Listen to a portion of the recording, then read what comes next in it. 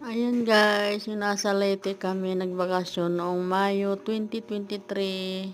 Pumunta kami dyan sa Palayan. Ayan mga kapatid ko, mga pamangkin. Tumawid kami sa Putikan.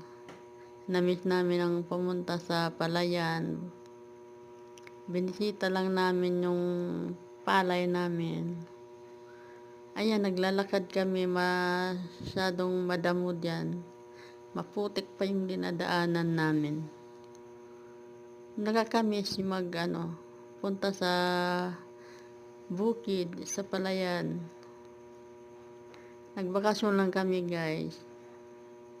Thank you for watching my videos. Thank you so much.